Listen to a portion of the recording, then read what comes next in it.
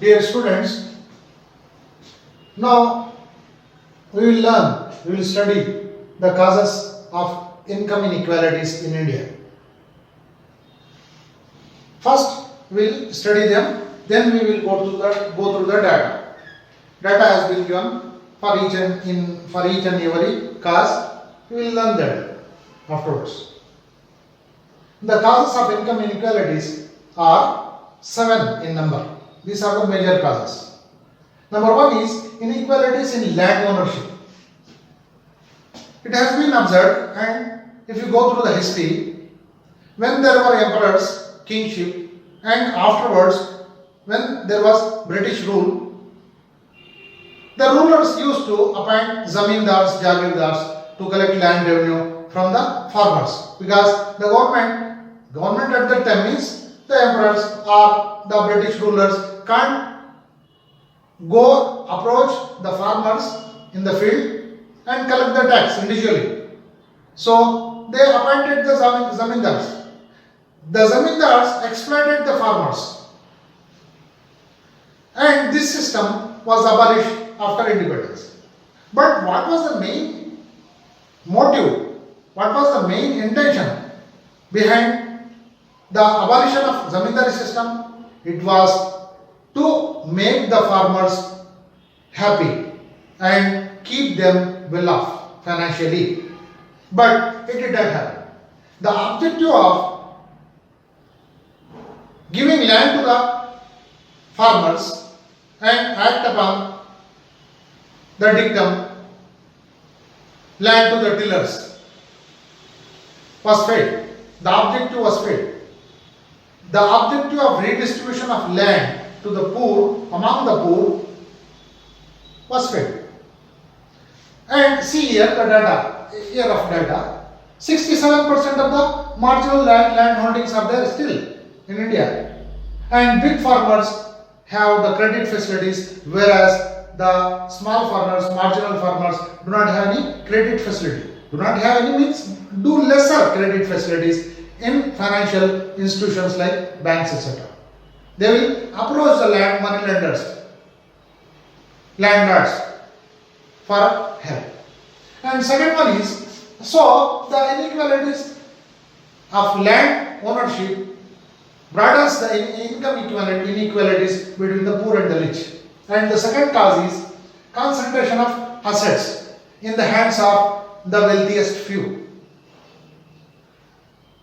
When rich people have more money, more wealth, what will they do? They will purchase the assets and keep them under their ownership. They possess more assets than the poor people. So see the data. Bottom 60% of the poor people have only 11.67% of assets. Bottom 60%, more than half of the population.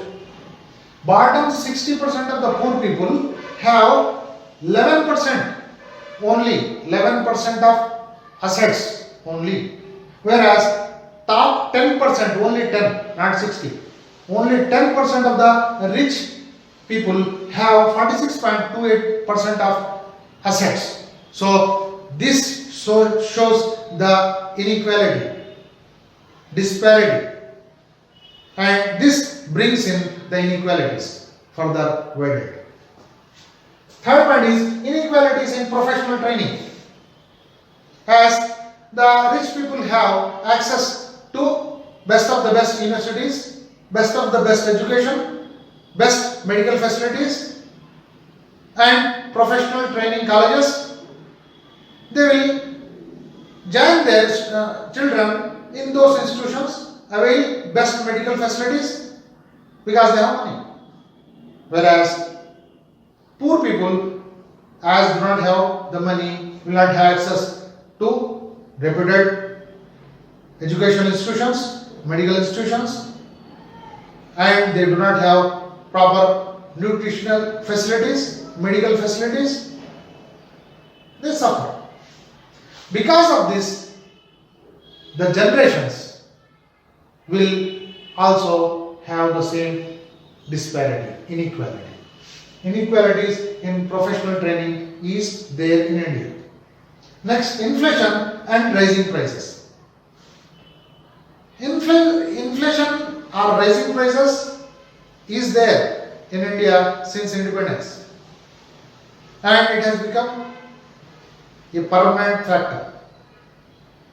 See the rising prices day by day and unpredictable prices of essential goods. And poor people are affected because of inflation, rising prices, because the income they will get will be eaten away by the rising prices. The purchasing power in the hands of the poor people will become less. They will spend all the income that they will earn out of their work will be spent on the purchase of necessities. There will not be any savings. Their standard of life will decrease. When this happens, indirectly it means that they are becoming further poor because of inflation. Poor is become poorer, whereas the rich people are becoming richer. How? Those people who are rich will not be affected by the rising prices, inflation, because they will have money first. Second one is they will have business, and if prices rise with the sale the products, commodities, they will earn more. Their income will become more high. When their income increases, they will become rich. Whereas when inflation rises, the real income, the real per capita income in the hands of the people will be decreasing. There will be decreasing and there will be increasing benefits. So the income inequalities between the rich and poor will be there due to inflation also. This is one of the causes. Next, inequalities in credit facilities. If farmers or industrialists want to have credit for their business or for their crops, they will approach the financial institutions, banks.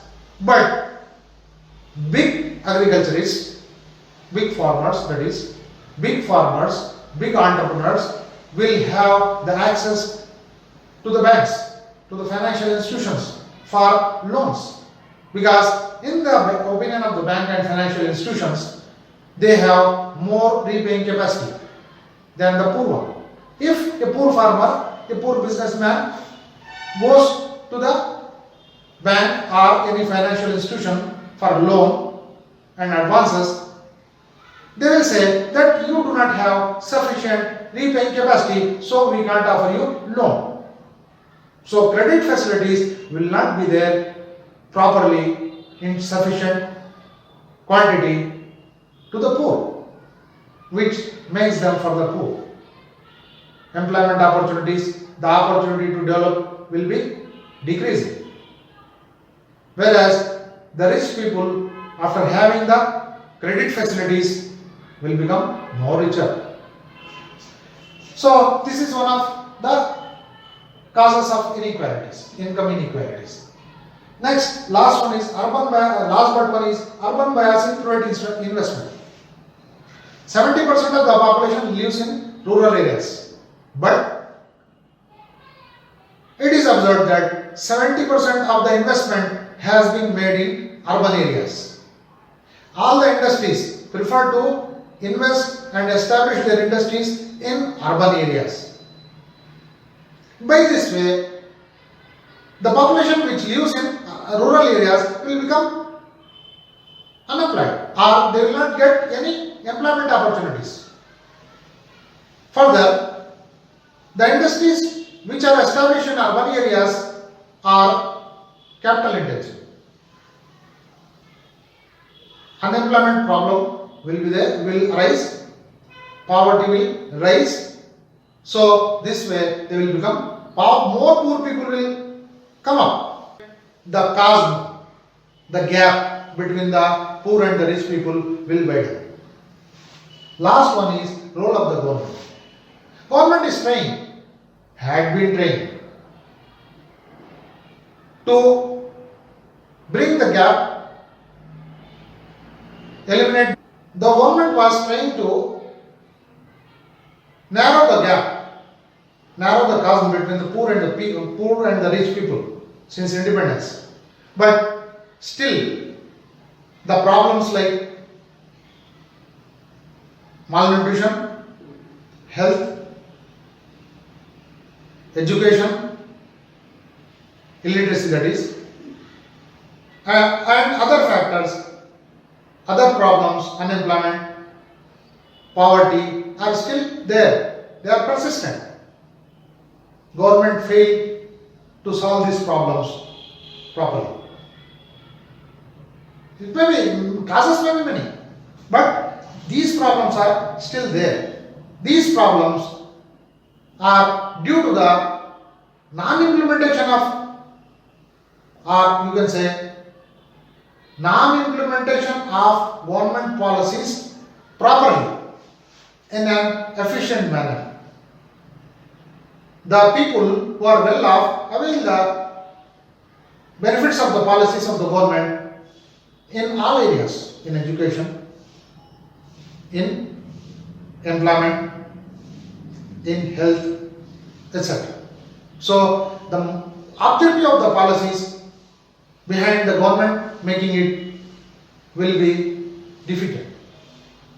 See how many times Government of India have changed its policies to eradicate poverty. Many committees have been established and different definitions have been given from time to time. Different strategies have been brought in to fight out poverty and eliminate it. But still it is there, persistently. So also is the problem of unemployment. So also is the problem of illiteracy. Many strategies have been adopted, readopted, and it is again being pursued. Now we will go through the data one by one. Dear students, today we are going to study the economic inequalities that are evident even after the reforms taken under the new economic policy 1991. The problems like poverty, inadequate infrastructure, income inequalities persist, continues to exist even today. And a study conducted by the World Institute for Development of Economic Research reported in 2000 that top 1% of the richest people of the world possess 40% of global assets. Top 1%, that means richest 1% people of the world possess 40% of the global assets, world assets. And top 3 richest people of the world possess more financial assets than the lowest 48 countries.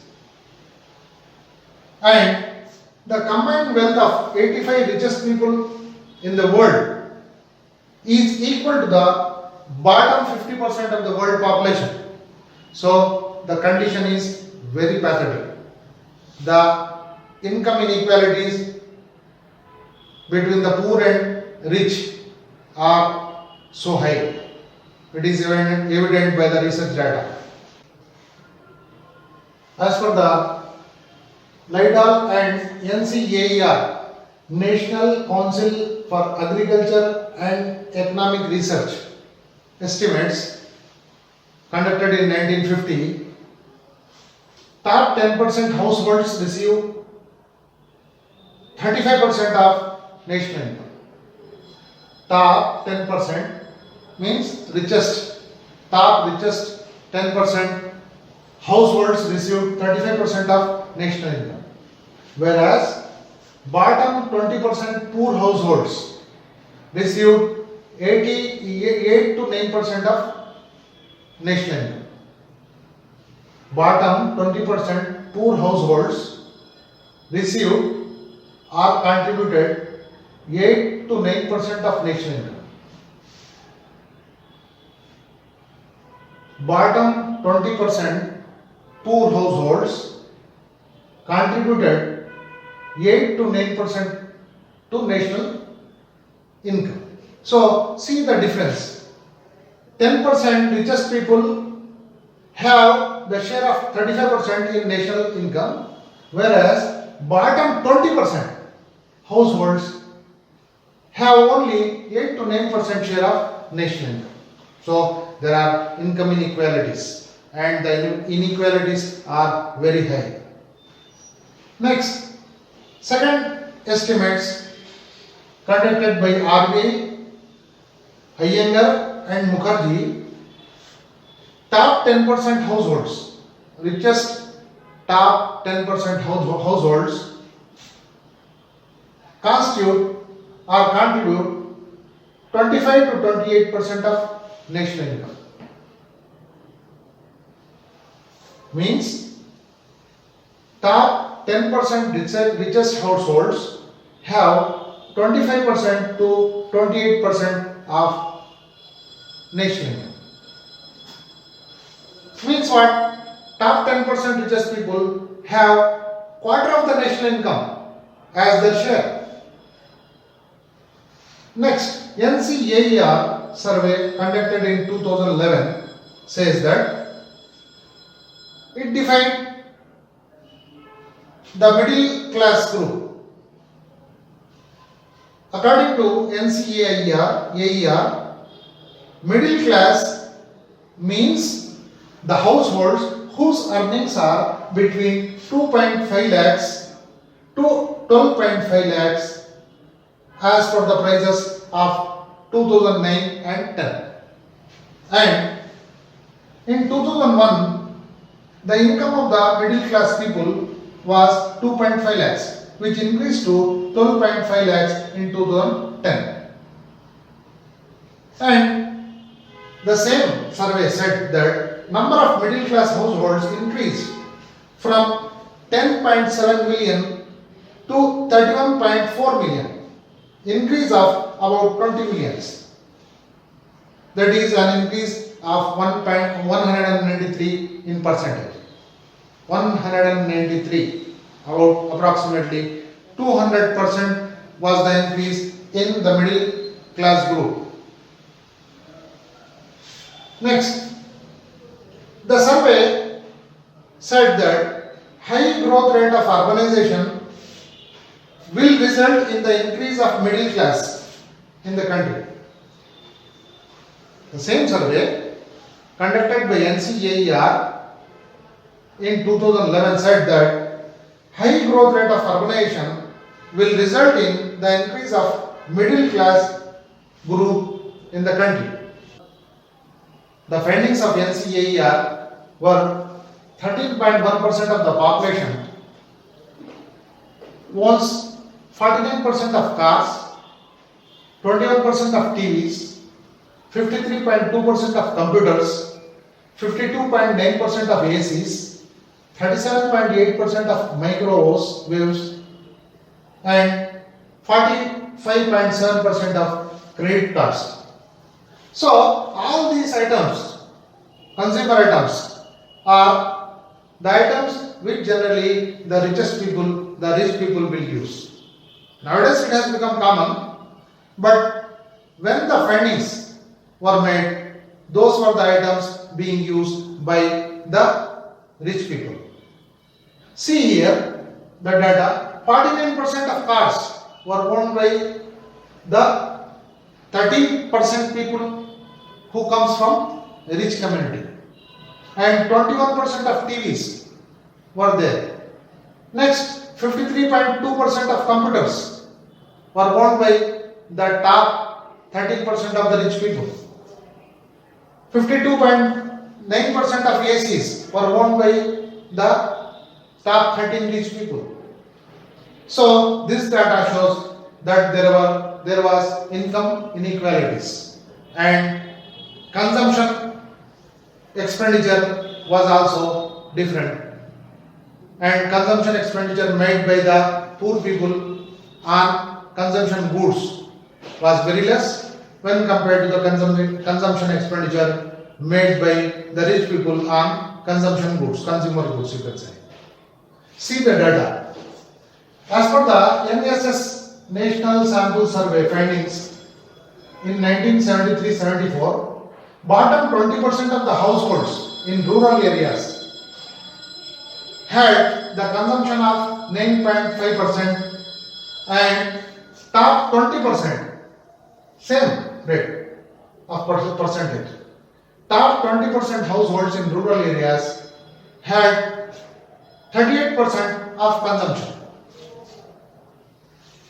In rural areas, top 20% households, rich people, had the consumption expenditure of 38%, whereas bottom poor 20% households in rural areas had only 9.5% of consumption.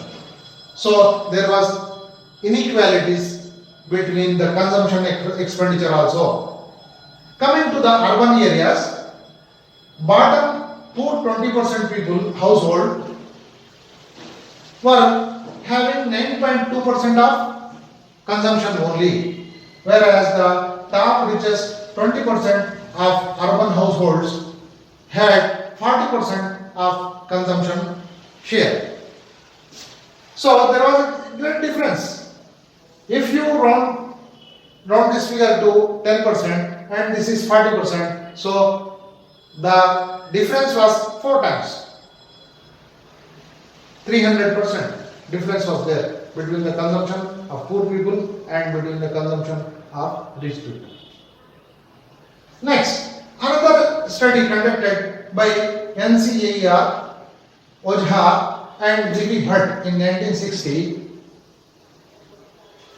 on personal income revealed that bottom 20% of the poor people had 7.5% of total personal income, whereas the top richest 20% of population had 47% of the total personal income.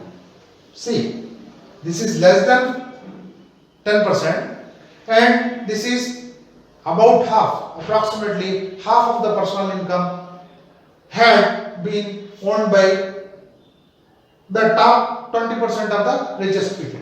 There were great inequalities and these inequalities were brought down gradually, and still these inequalities, economic inequalities, are there existing, persistent. Institute of Applied Manpower Research, IAMR, said that the distribution of assets in India is extremely unequal, with the top 5% or the richest top 5% households possessing 38% of assets. Richest 5% people had 38% of assets in their control, whereas bottom 60%, more than half of the households.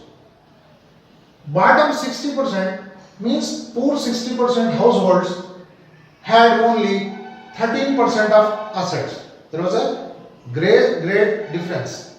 There was inequality, unequal distribution of assets between the rich and the poor.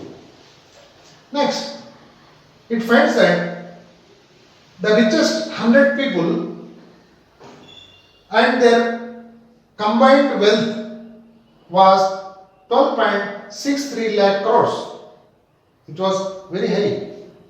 It was equal to 17% of India's GDP in 2011.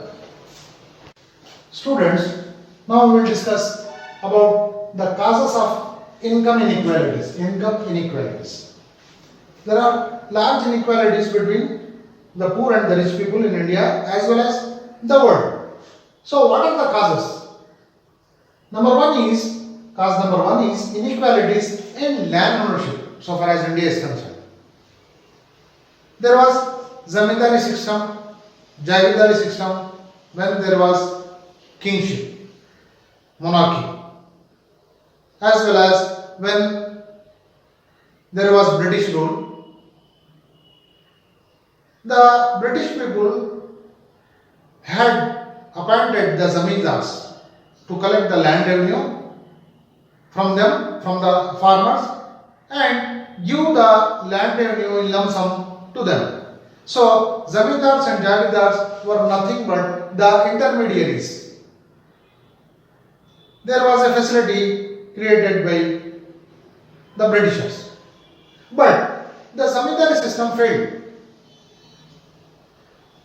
After getting independence, zamindari system was also abolished.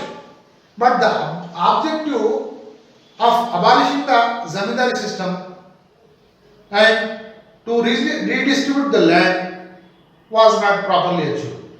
See the data. Zamindari system failed the objective of equal distribution of wealth. Why the zamindars were?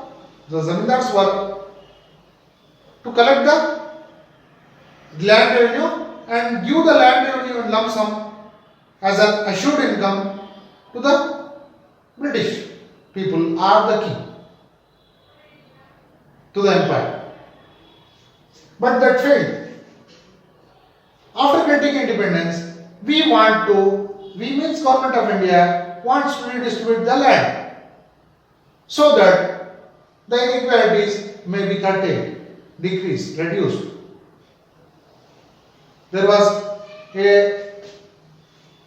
inequality between the big farmers, large farmers, and the poor farmers, marginal farmers. And Government of India wants to reduce the gap, inequalities, so far as land is concerned. See here, the data given in 2010 and 11 is that 65% of the operational holdings, land holdings, were consisted of marginal landholders who possess the land less than 1 hectare. 67% of the operational land holdings were marginal land holdings. Marginal land holdings means the land holding which is less than 1 hectare in area. That is known as marginal land holding. And that marginal land holding was 67% in 2010 and 11. But the area under them was 22.2% of the total cultivated area. Next, large land holdings means more than 10 hectares of land constitute 0.7% of the land holding, total land holding. It was consisted of the operated 10.9% of the total cultivated area. Rath and Dandekar said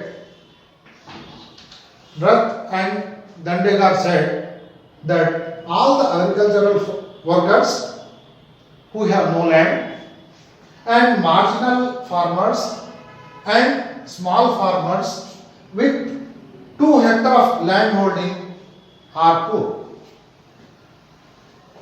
That was the definition given by Rath and Dandekar.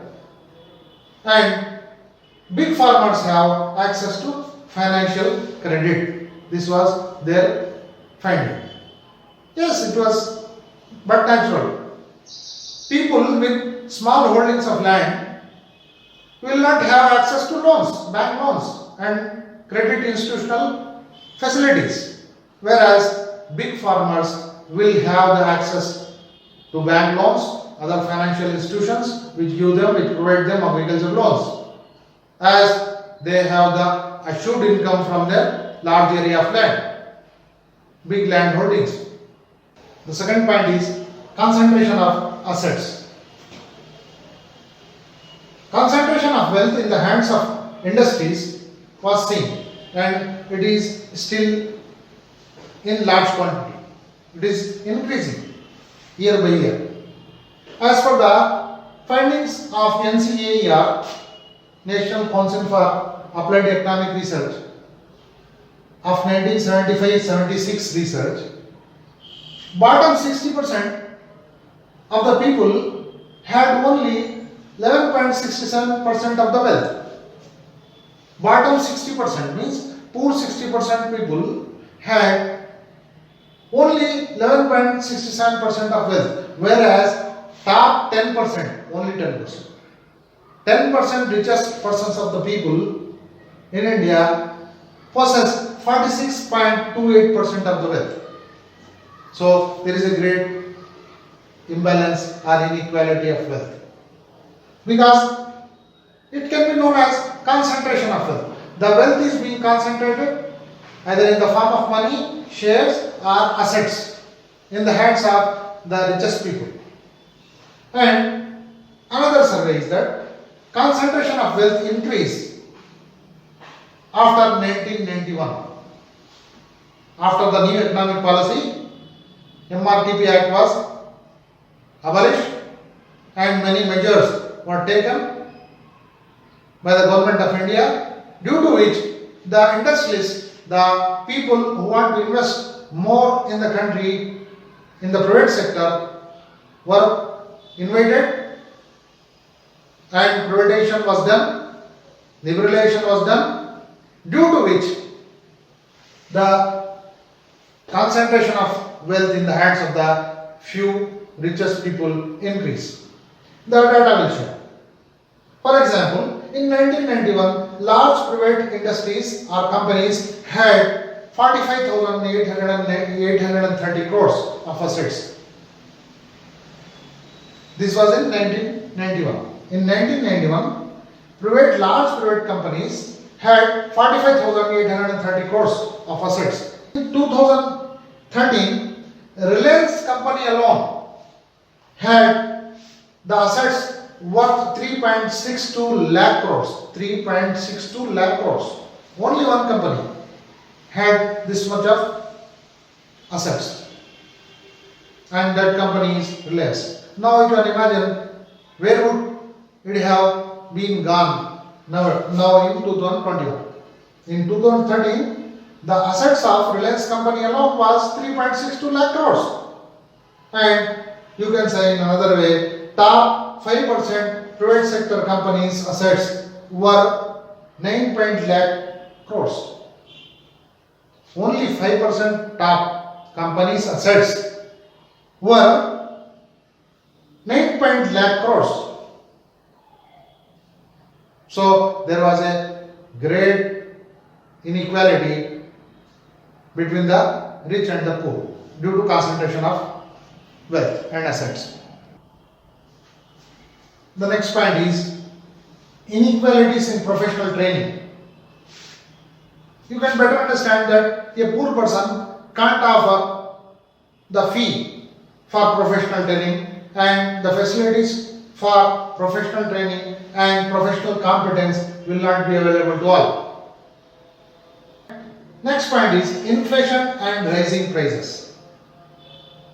Prices are rising since independence. Since 1950, prices are rising, but due to it, the real per capita income is decreasing. When the price rises, the money to purchase the things, the purchasing power of the persons will decrease. And the worst affected people are the poor people. When the price rises, the real per capita income will be decreasing. When the real per capita income is decreasing, the purchasing power will decrease automatically. When the purchasing power decreases, the standard of living will become low. And all the income that they will get after doing the work will be spent on purchasing the necessities. So the poor people will be worst affected due to the inflation. And it has been happening since 1950 in developing countries like India. Poor people are forced to spend entire amount on necessities only, whereas rich people are not so affected, or in my opinion are not affected. Instead, they are benefited because rich people have their own business, farms, industries. When the price of the items when the price of the commodities rise, increases, then they will get more benefit. So they will become the richer people. Next, industrialists, traders, big farmers would be benefited due to inflation, as I told you. And this way, the income inequalities between the poor and the rich will be widened. Next point is inequalities in credit facilities. You know that big farmers and big business people, large firms will get the credit facilities from banks and other financial institutions easily because they will have the repayment capacity. Whereas the small farmers, small firms, small business people will not get the credit facilities from the banks and other financial institutions.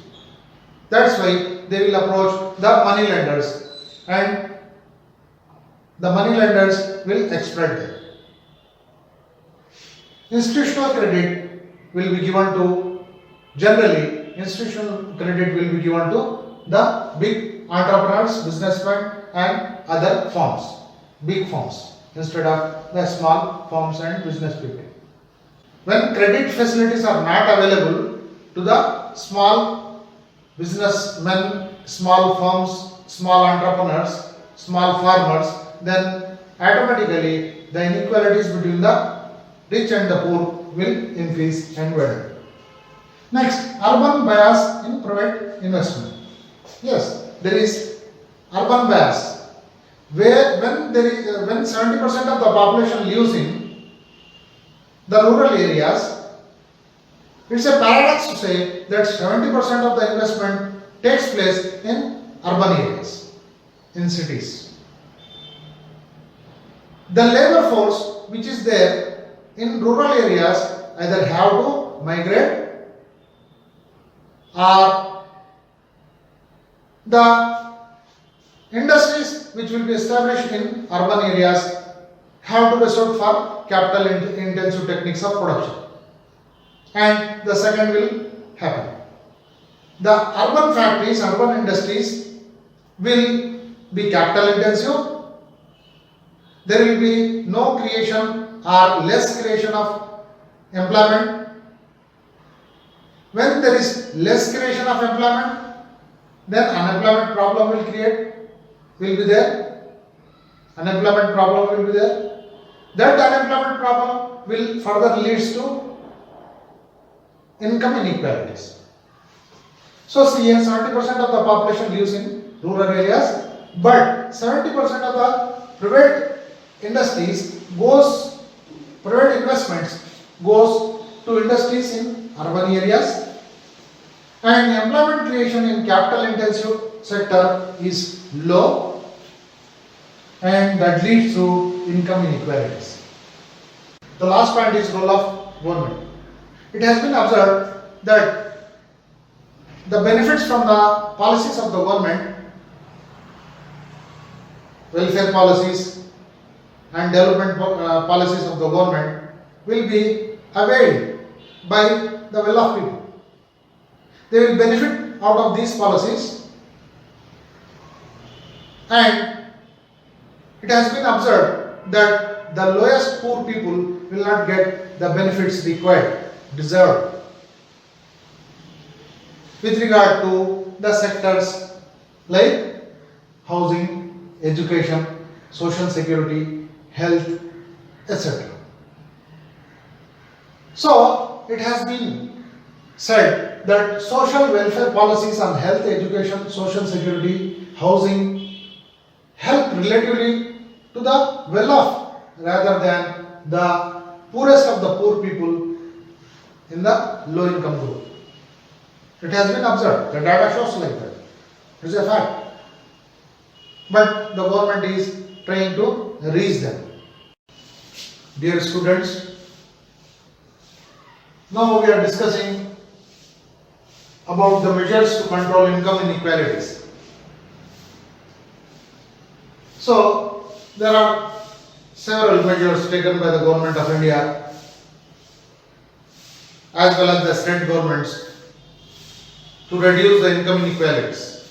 The main objective of economic planning is to reduce the income inequalities and do justice, social justice.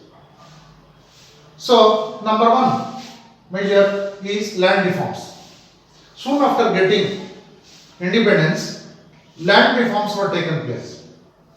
As the land was not properly distributed, the land was distributed among the big farmers, marginal farmers, and there were agricultural laborers also. So, redistribution of land was needed. In this regard, the foremost thing that the government of India did was the abolition of zamindari system. Zamindari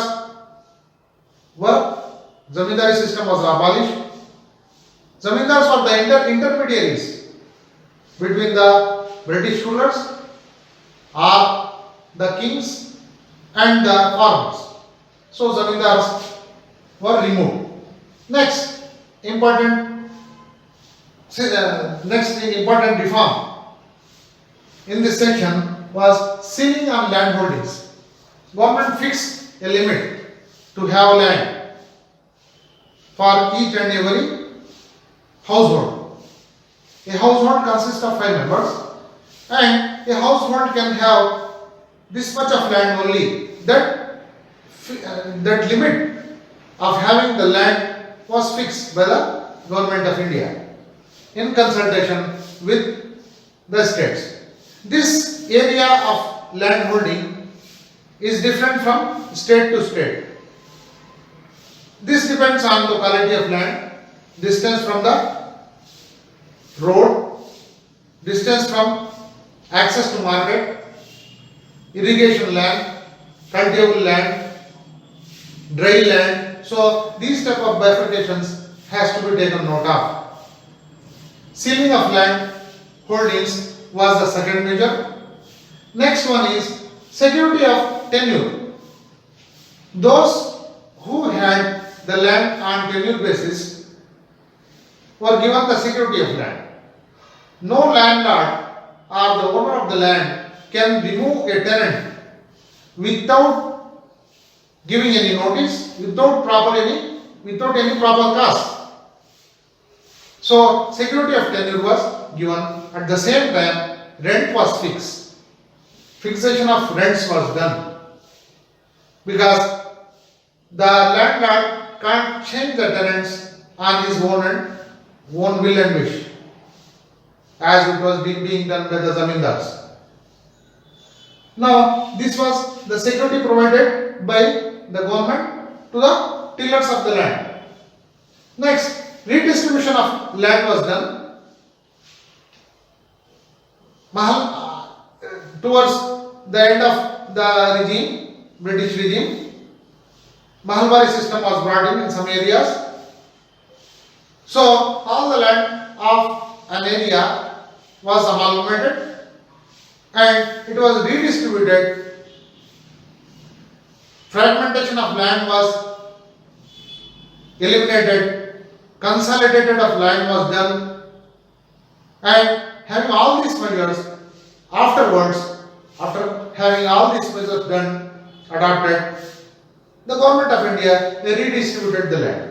And the extra land that was snatched away by the zamindars and jagirdars, landlords who had excess land, the same land was distributed among the poor, landless laborers and marginal farmers. Next, land reforms in West Bengal caused 18% increase in agricultural output.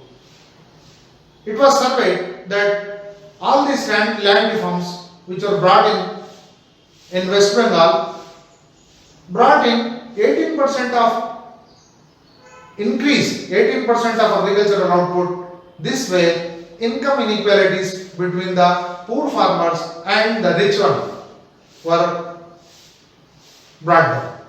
Students, The second measure to control over the monopolies, and the second measure to control reduce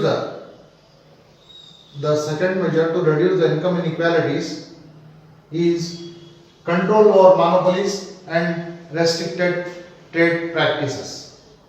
For this purpose, MRTP Act, Monopolies Restricted Trade Practices Act, was passed in 1969 and it was enforced in 1970. A separate commission was established in 1970 with the following powers. The MRTP Commission had given some powers, and those powers were wider in some respect. See, the powers of the MRTP includes to regulate expansion of the undertakings, merger and amalgamation of undertakings, and appointment of directors of undertakings having assets more than 1 crore, and to have control over regulatory control over the interconnected undertakings which have more than 20 crores of investment, and it had the powers of regulating the starting of a new undertaking which could become interconnected, and to control monopoly restricted trade practices. All these powers were given to the MRTP Commission because the Government of India wants to bring down the income inequalities and stop the building of economic empire by some landlords in changed form. The earlier Nawabs and rulers were abolished. The princes who had money but their princedom had gone away, snatched away by Government of India, had now become the industrialists and monopolists. So Government of India wants to snatch away their powers. Government of India wants to stop them from building the economic empire. So these measures were taken. Hello students. The third measure was the establishment of cooperative enterprises. Cooperative enterprises, cooperative societies, stops the big business houses from accumulation of wealth. And cooperative enterprises works for common good.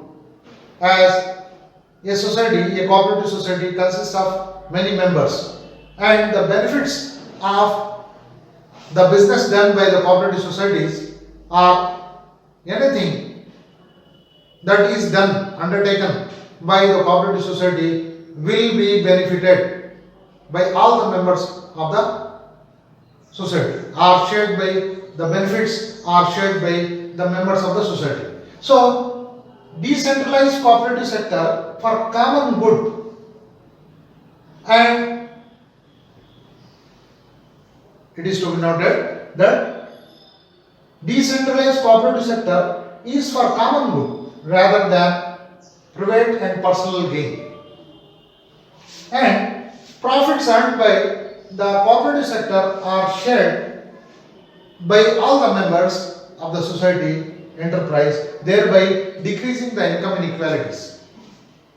And the next fourth measure to reduce the income inequalities is social security measures.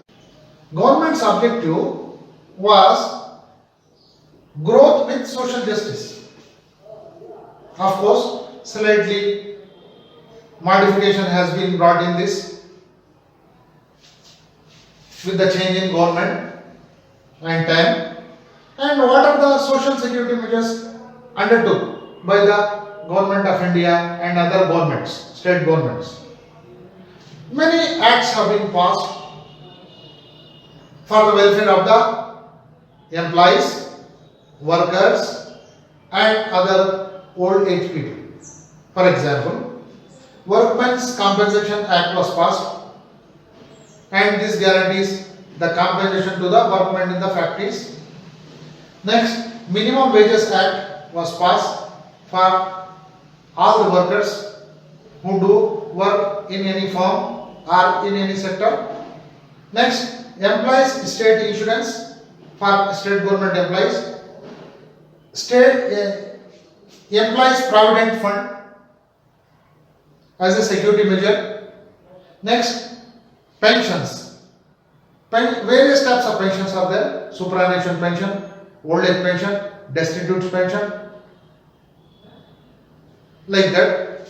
All these are for the benefit of the poor. And social security measures are the measures which lowers the inequalities between the rich and the poor. And experts opine that unemployment dole and old age pensions are good measures to fight poverty, that means to reduce poverty and to reduce income inequalities. Dear students, the next measure to bring down the economic inequalities between the poor and rich is taxation.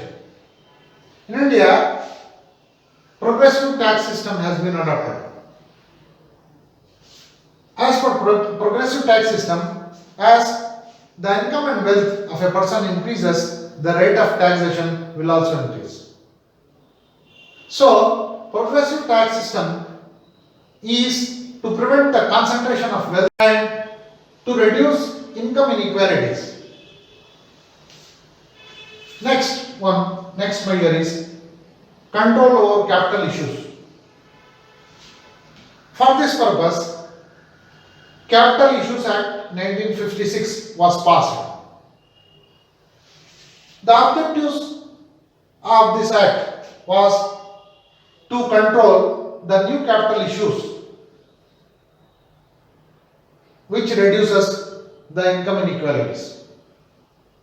The new capital issues were under government control through this act, through Capital Issues Act. This stands as a hindrance in that development. At the time of privatization, liberalization and globalization, industrialists or capitalists wants to have a free hand. For this purpose, to satisfy them, this act was repealed in 1992. Dear students, the next important measure to reduce the income inequalities taken by the government is employment and wage policies. Government of India started many employment guarantee programs like IRDP, NREP, RLGP, JGSY, MG Narela, MG NEGP, etc. All these employment generation programs are taken up to reduce income inequalities, as these programs will increase the income of the people and reduce the income inequalities. Now, we will sum up the measures taken by the Government of India and other states to reduce income inequalities. We have discussed this, but we will sum up. Land reforms. Soon after getting independence, there was a need for land reforms. So, the objective of planning, economic planning, was also to reduce any income inequalities between the rich and poor and to stop the concentration of wealth in the hands of the industries and wealthiest people or richest people. For this purpose, the foremost thing to be undertaken was land reforms. Government of India came forward along with other states to take up the land reforms. First, abolition of zamindari system, intermediaries, consolidation of land by way of enacting Consolidation of Land Act. Next, guarantee of tenure to the tenants, fixation of rents. Next, to stop the fragmentation of land, consolidation of land by way of Land Ceiling Act, fixing the limit of having the ownership of land. So these were the measures taken up by the government of India and other governments, and this was to some extent successful. Next, control over MRTP, monopoly restricted trade practices. So all those industries who had the power in their control, capital power, industrial power in their control, wants to establish the economic empire. When the Nawabs and earlier rulers after independence began to own the industries and to be the monopolists in the industrial sector, Government of India brought one act, and that act was known as MRTP Act, Monopoly Restricted Trade Practices Act, in 1969, and it was enforced in 1970. And a commission with regard to control the MRTP was also established in 1970. The commission was given huge powers, wide powers to control the monopoly restricted trade practices. That commission had the power to control and regulate the business, which was merging, amalgamating with other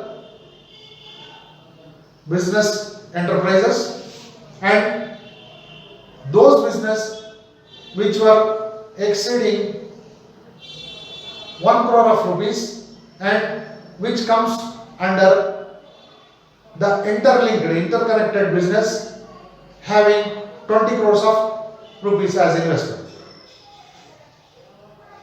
The commission had the power to regulate the MRTP and take such measures which prevents the monopoly restricted trade practices.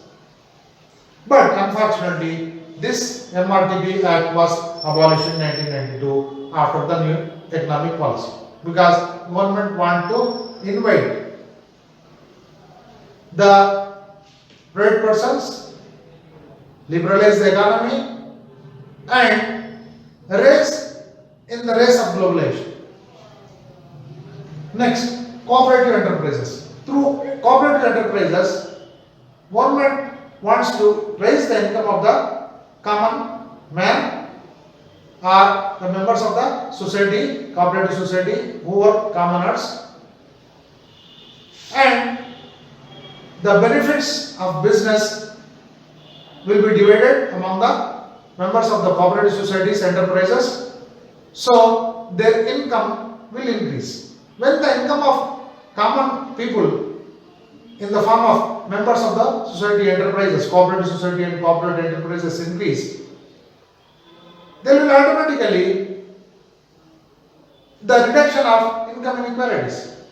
So cooperative enterprises were established and given a boost after 1956, particularly after 65. Next, social security measures were undertaken. Many acts were passed. Workers' Compensation Act, Workmen Compensation Act, Minimum Wages Act, EPF, Employees Provident Fund, EIS, Employees State Insurance, ESI. So, old age pensions, such type of social security measures were taken up so that the income of the people, common people, poor people, may rise and the income inequalities may decrease. Next, taxation. Government adopted progressive tax system. If the income of the people increase, with the increase in income, they have to pay the increased tax rate or increased taxes. For example, the income of a person is 5 lakhs. Example. If the income of a person is 5 lakhs, then he has to pay 10% as income tax. If the income of a person increased to 30 lakhs, then he has to pay 30% of the income tax. So this way the tax rates were in the form of progression.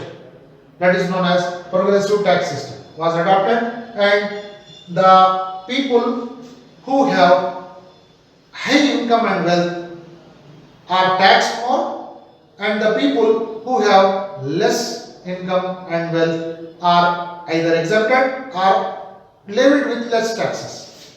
Next, control over capital issues.